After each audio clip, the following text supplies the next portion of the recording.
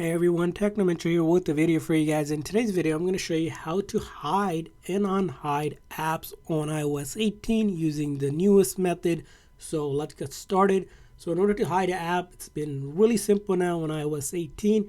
All you're going to do is simply press and hold like that for a few seconds until a menu like this pops up, and then simply click on Require Pass code, and from there on you have an option right here where it says hide and require password. So we're going to enter that, click on that, and then you're going to be prompted to enter your phone's passcode. So go ahead and enter your phone's passcode, and then it will go ahead and hide it. So click on hide, and it's been removed from our home screen and gone. Now in order to unhide it, what you'll need to do is go to the very last page where under app library, then go down where it says hidden, click on it, and then you're going to be prompted to enter your iPhone's passcode. So go ahead and enter that, and from there on you'll see that hidden app.